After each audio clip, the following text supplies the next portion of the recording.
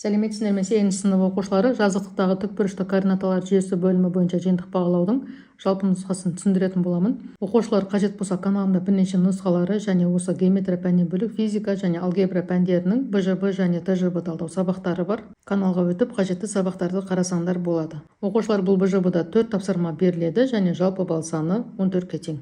Бірінші тапсырмасы сы нүктесі АВ кесіндісінің ортасы егер сы нүктесінің координатасы -4,5 және А нүктесінің координатасы -6,7 болса, Б нүктесінің координатасын табыңыз. Оқушылар мұндағы сы нүктесі, мұндағы АВ кесіндісінің ортасы болып табылады. Бізге табу керек мұндағы Б нүктесінің координатасын. Ол үшін кесіндінің ортасын табу формуласын қолданамыз. Ол бізде тең болады. Қазір мұнда жазып қояйық. Кесіндінің ортасының координаттарын табу үшін x1-ге қосамыз x2-ні бөлеміз 2-ге. Енді орнына қоятын болсақ, бізде x мінекей -4-ке тең. x1 -6-ға тең.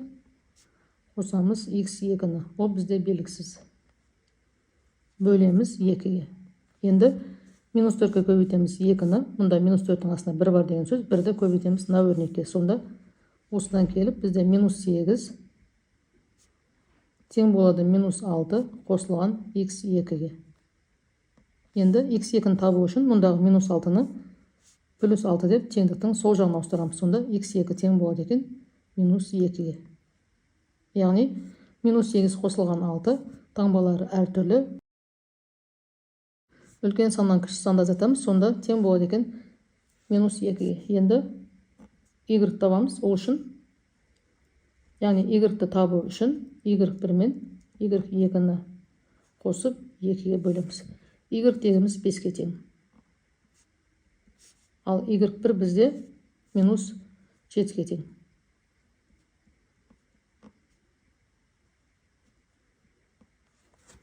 Беске көбейтеміз 2-ні 10 болады. Тең. Мұнда 5-дің астына 1 бар деген сөз. Оны көбейтеміз на өрнекке. Сонда y2 тең болады екен.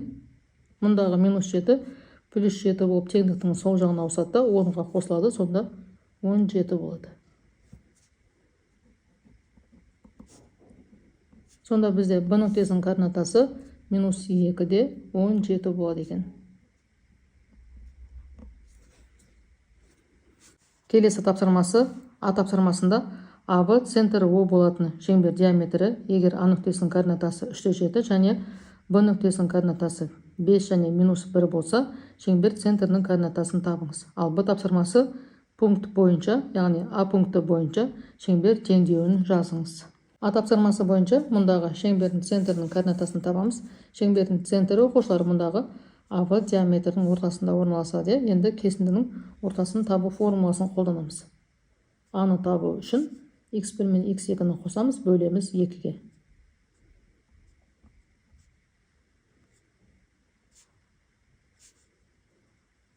x1, y1, x2, y2.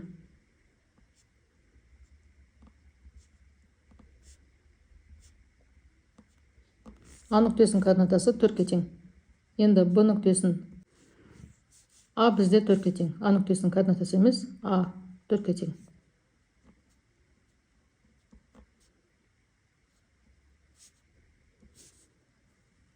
Енді y1 бізде 7-ге тең. Қосамыз -1-ді бөлеміз 2-ге. Сонда тең болады екен 3-ге. Сонда центрінің координаталары, яғни А және Б бізде 4 және 3 екен. Енді Б тапсырмасы бойынша А пункті бойынша шеңбер теңдеуін жазамыз. Шеңбер теңдеуінің негізгі формуласын жазып қояйық.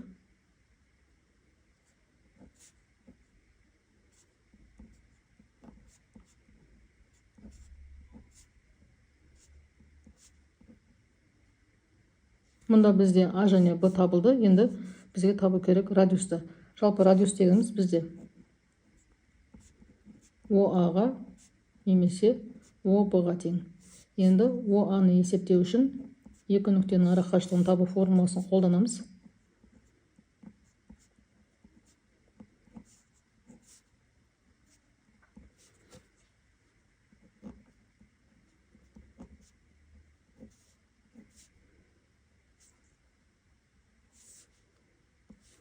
x2 мінекей бізде мынау о дегеніміз мінекей 4-3, а дегеніміз мінекей мынау x2, y2, x1, y1 деп аламыз. Сонда 3 азайтылған 4,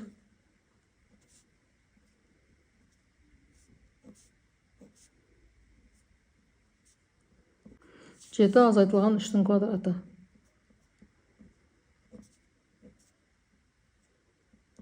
Мұнда минус 1 болады, квадраттасақ 1 болады. Мұнда 4 квадраттайтын болсақ 16, қосамыз 17 болады. Сонда радиустың квадраты бізде мұнда былай алсақ болады. Радиустың квадраты ОА-ның квадраты ОБ-ның квадраты тең. Енді орнына қоятын болсақ, x азайтылған 4, y азайтылған 3 тең болады 17-ге.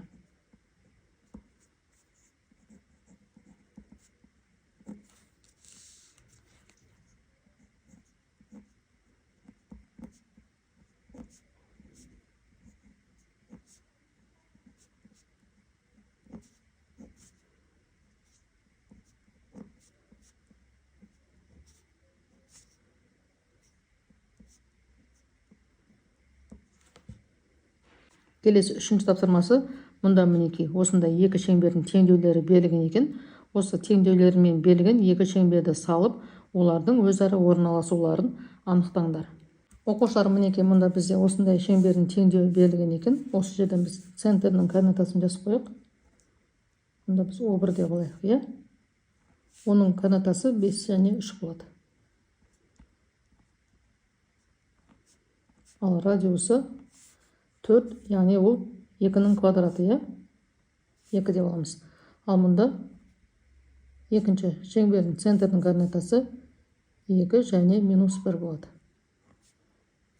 Ал радиусы мұнда 9 екен, ол бізде 3-дің квадраты. Енді осыны салатын болсақ, 5-те 3, мінекей 4-тен кейін 5, 5-те 1, 2, 3. Центрі осында орналасқан. Енді радиусы мінекей 2 тең, 1, 2. Мінекей бір шеңбер сызамыз. Екіншісінің 2-де минус 1, центрі 2-де минус 1, мінекей центрі, ал радиусы 3-ке тең, 1, 2, 3. Мінекей осылай шеңберді орналастырамыз. Мінекей оқушылар, олардың өзара орналасуын анықтаңдар деген екен. Мінекей олар не істейді? Сырттай жанасады. Мұнда жазып қояйық. Мұнда жазайық, сырттай жанасады.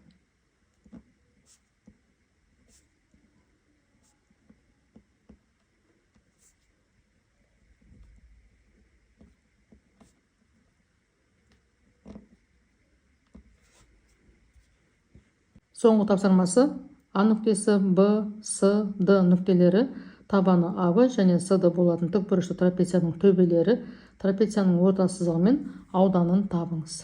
Оқушылар, мінекей А нүктесінің координатасы минус 6-да 3, мінекей минус 6-да 3, Б нүктесінің координатасы 2-де 3, С нүктесінің координатасы 4-де минус 3, ал Д нүктесінің координатасы минус 6-да 3. Мінекей осылай координаталы жазықтыққа нүктелері белгілеп, оларды қосқан кезде тікбұрышты трапеция шығады. Енді мұндағы АВ және СД олар табандары, яғни осы тікбұрышты трапецияның табаны. Оқушылар, мұндағы мінекей А, Б, СД нүктелерін координаталы жазықтыққа белгілейміз, және осы нүктелер қосқан кезде бізде шығады тікбұрышты трапеция. Мұндағы АВ және СД осы трапецияның табандары. Бізге табу керек орта сызықты және осы трапецияның ауданын. Орта сызығын табу үшін оқушылар Е нүктесінің және F нүктесінің координатасын табуымыз қажет. Ол үшін кесіндінің ортасын табу формуласын қолдансақ болады, немесе мұндағы мінекей мына нүктелерді алсақ болады. Мінекей Е нүктесінің координатасы минус 6-да 0, ал F нүктесінің координатасы 3-те 0. Енді EF-ті табамыз, ол үшін екі нүктенің арақашықтығын табу формуласын қолданамыз. Сонда ол тең болады екен 9-ға. Енді ауданын табу үшін мұндағы орта сызығымен биіктікті көбейтеміз. Орта сызығы табылды, мінекей 9-ға тең, ал биіктік бізде BG-ға тең. Енді BG табу үшін оқушылар мұндағы B мен G-дің координатасын қолданып, екі нүктенің арақашықтығын табу формуласын қолданамыз. Сонда бізде BG тең болады екен 6-ға. Енді 9 мен 6-ны көбейтеміз, сонда осы тікбұрышты трапецияның ауданы тең болады екен 54-ке. Орта сызығы 9-ға тең болды, ал ауданы тең болды 54-ке. Оқушылар, түсінбеген сұрақтарым болса, пікірге жазып қалдырсаңдар болады. Каналға жазылып, лайк басып, жеке өздерінің пікірлеріңді қалдыруды ұмытпаңдар. Сау болыңдар.